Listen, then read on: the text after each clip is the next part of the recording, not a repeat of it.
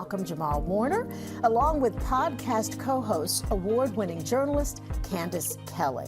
So great to meet both of you guys. Hey. Good to see you. So a podcast. Yeah. You needed another venue to have stuff.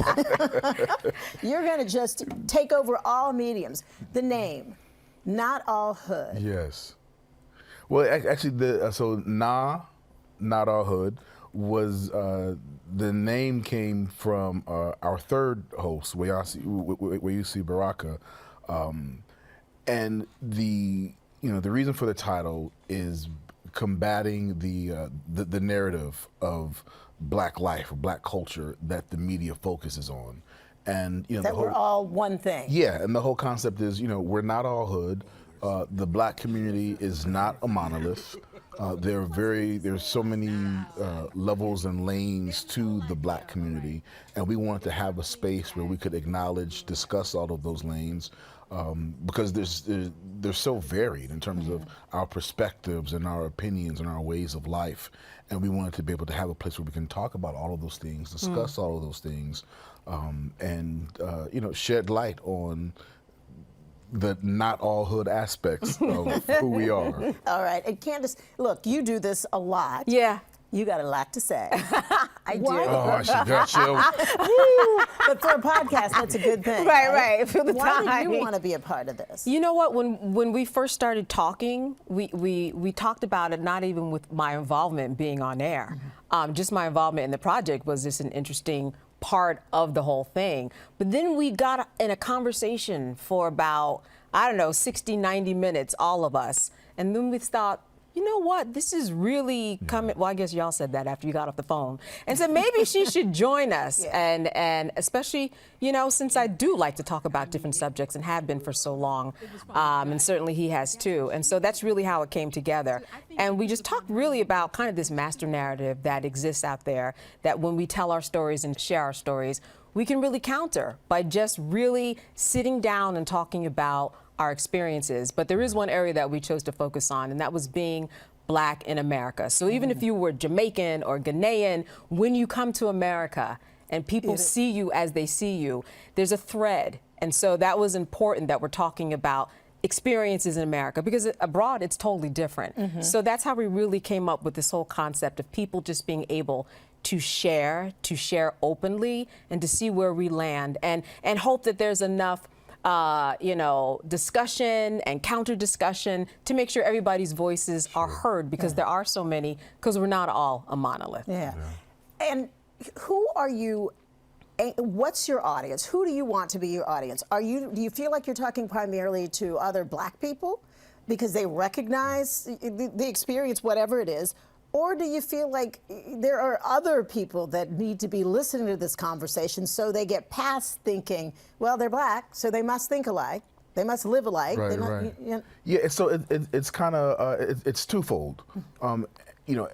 Inspired. I'm constantly inspired by Henry Louis Gates' quote: "There are 42 million Black people in America, therefore there are 42 ways of being Black." I think it's 47 now. Yeah, it's 47 now. Right. 47.9 now. So for me, I don't think we have ever really talked about their target audience. But for me, it's Black people first and foremost, and non-Blacks, are welcome to listen, and it's definitely an education for them as well. But for me, it's first and foremost for us as the Black community to remember, to acknowledge, to respect the different layers and different lanes of the Black community that really may not even may not be our vibe. There's this idea that we should all get along. Right? So this podcast is not for the three of us to get along. It's not for us to agree with everything. That's true. Yeah, right? That's true. Yeah. It's a place where, I keep referring to, it's a place for civil discourse and respectful challenging of ideas and perspectives. Which everybody these days kind of needs a lesson. Right. And This is the civil part, especially, right? And for us, again, it's for us because there's there's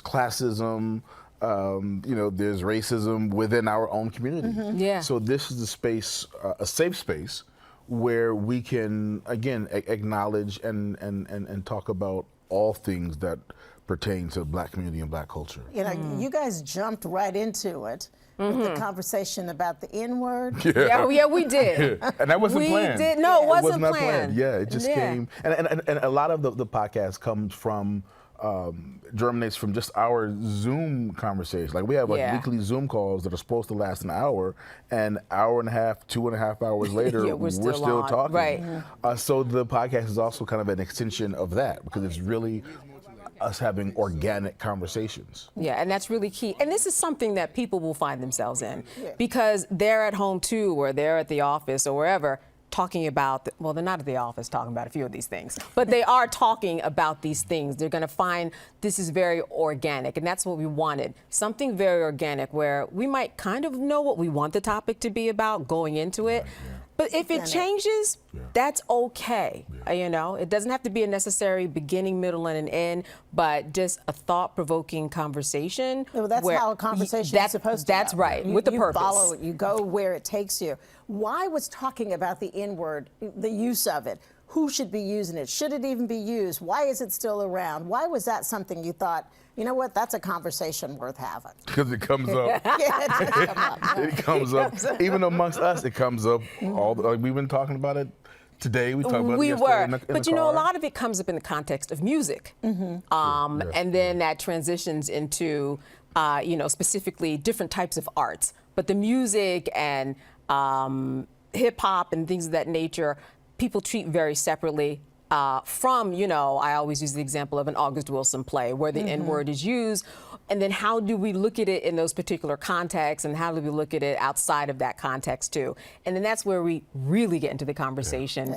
And it's nice because, as he said, while we all have different opinions about it, we're all very respectful, but I think that people, when they look at it, they'll find themselves in it because they're going to fall somewhere on the spectrum with the N-word, because we all come to the table, everybody comes to the table with their story about the N-word, where it began, you know, how they feel about it now, and just in the context in which we live in 2024. So. And even hip hop itself. I mean, look, I think we're all astonished at what it has become. Yes. You know? But there are some aspects of it that I think various people question. Yeah. You know, and so that is worth a conversation, because you understand, you have to talk about, you know, the value of this or that. So is that something that you have talked? I mean, is that in a lot of ways, you're not just talking about Black life, but you're also challenging us. Yes. As Very a much people so. in a way. Very much so.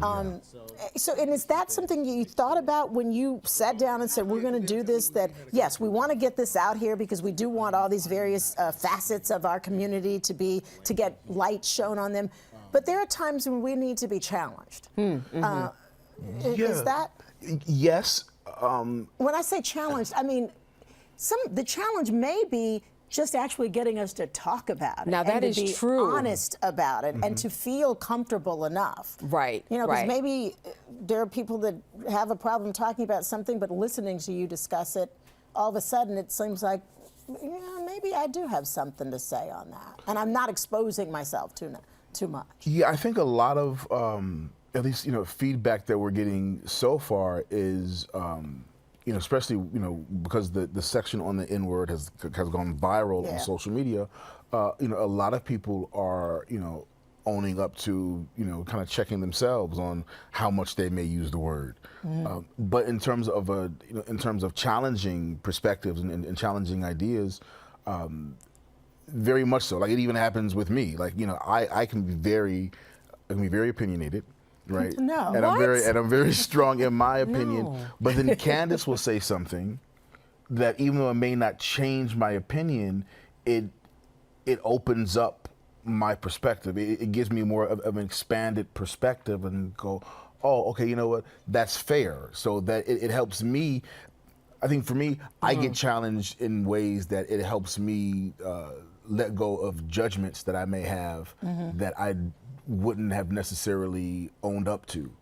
or been conscious of, if that makes sense. And I would change out the word with validate too a little bit. I think Okay. that some people will find, okay, well, some of these things that I've at least been thinking about, or that have been bothering me, or that I just wanted to talk about, I feel validated now, and that there's a place and a space where someone else is talking about it, and I can find myself in that conversation. And not feel judged. That's right, and not feel judged at all. One of the things I was reading, Malcolm, is that you have, and I can understand it considering that you've sort of been in the public eye since you were very young. So I would think at some point you kind of want to have something for yourself that you're not having to share with everybody. Have you found it easier to be more vulnerable with the podcast and perhaps in some other manner to be more open about sharing personal things? Is that I think it's kind of a byproduct of doing the podcast, right? So I'm very, I'm pretty, I have a private life. I'm pretty adamant about keeping my private life private, but at the same time, I'm also pretty transparent in terms of my music, my poetry, my perspectives. This show, with the podcast, there's a little bit more vulnerability there because I'm not prepping. Like it's not poetry that I've already written. We don't have questions already written out. So I don't have any answers prepped. And in some ways, because we're going off the cuff and I'm just expressing myself, there are some things that come out that might be surprising for people, but even surprising for me, that I'm actually sharing this. And I think the thing with the N-word. look, you've done a little bit of everything. You got a Grammy. You've got another album nominated for a Grammy. I love this grin. Yeah, that's me. Yeah. So, do you feel that the work you've done in the past, I mean, from obviously the acting, the roles you played, the music, you are not afraid to step out there and lead with, what's important to you and your feelings. How did that prepare you for this? And do you think that work made this an easier gig for you? That it was sort of the next iteration of what you had to offer. I mean, I think that you've offering what's important to you, what you think about in your music, Right. and now podcasting. You're actually telling people what you feel and what you're thinking. Yeah, I think it's kind of an extension of what I've been doing, and like I said, this way, because even with the poetry, there is some structure there, but to do the podcast again, where it's unrehearsed, I haven't thought a whole lot about what it is I'm going to say, but I also feel like I'm also at an age where I still have some things that are worthwhile. There is some, dare I say, wisdom that I have kind of accumulated, throughout this time. And then I also feel like, when we talk about generation, we talk about like generation gap. We were having a conversation yesterday, and I was saying how, we're at the age where we're still the bridge between the generation gap. There are young people. I think I'm on the other side of the bridge. I don't know. Thank you for including me. We're still there. But we have access to elders that our young people don't. And we have the ear to young people that our elders don't. So there's also, I think for me, being in my 50s now, I've always felt a responsibility for social awareness, and I feel like this is really just an extension of that. There's a responsibility that I feel that all of this stuff that I have learned all these years, I can't just keep it to myself. I can't just hold it for myself. I can't hold it just for my daughter and nephews. I feel like there's information, there's perspectives, there's wisdom and experiences that I have to share, and I guess I feel kind of a responsibility to that, especially as we're combating. There's so much that we're combating in terms of images, in terms of what young people are being flooded with. So I think that's the other thing that makes me, feel like, I have to. You feel a responsibility. Yeah. Because you have the means and the wherewithal to do something and say something, and that's what you're trying to do. Yeah. And unencumbered by, a company who was, financing my art. Right. So there aren't higher ups that I have to listen to, who dictate to me what I'm going to say. You realize that there are a lot of people in the country that look at you and go, Theo Huxtable. No, Yeah. Seriously, do you still? I mean, do you feel the pressure of that sometimes? It's a blessing. Sure, not at all. But I just wonder, because all I think about is Theo trying to figure out how he's going to support himself in an apartment. Sure. He didn't want to work because he just wanted to be a rich person. Yeah, I love that. It's just such a cute episode. That's actually one of my favorite. But I'm real quick to correct people. It's Malcolm, it's not Theo. And I was even doing that back then because I was very clear that Theo was not going to be the end all be all. The concept at 16 years old that this is the height of my career was not a thought that excited me. Yeah. So my sights had always been life after Cosby.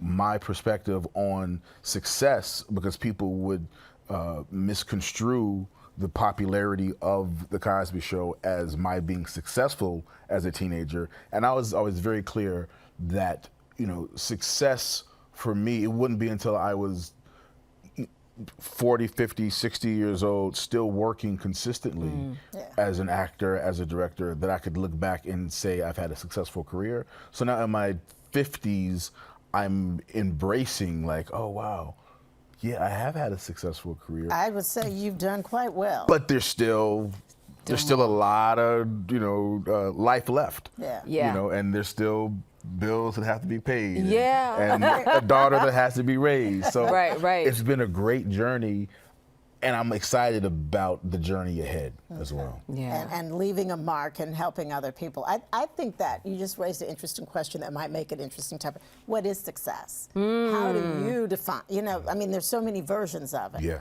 Because I got a nephew that keeps telling me success to him is he's trying to figure out how he can make some money online.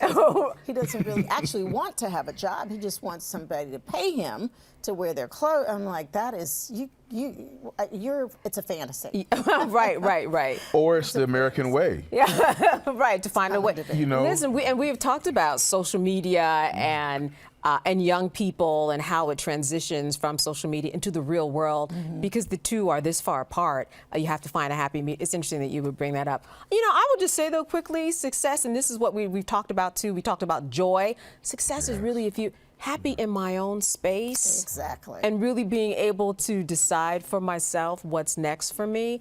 And as a part of the show, to just connect it to that we often talk about the Black experience inside of Black trauma and something very heavy.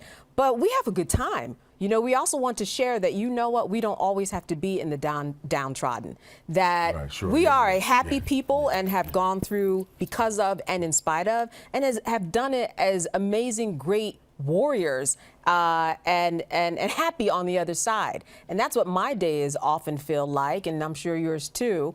Sometimes it's interrupted though when I'm turn on the news or somebody questions me or something. Now you're blaming me. Sorry. Just kidding. But so it's finding that all that joy within that too. That's really beautifully successful when I think about just the history of my people. To be here in this space and to be happy and to be deciding, to be autonomous, that's lovely. You were so smart, you got her. See, I told you. So I love doing these interviews with Candace because then people, it makes you look really smart. Because I figure people, people look at me and they know that integrity. I lead with integrity. So I think people know anything that I'm involved with, there's going to have integrity there. But when Candace talks, people go, oh, this is going to be a smart show.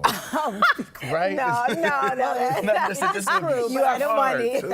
I think that you all bring your individual gifts to the table. Yeah. And it is it sounds like it's a smart fun. And what I heard of the N-word discussion, it was a smart fun show. Yeah, it was fun.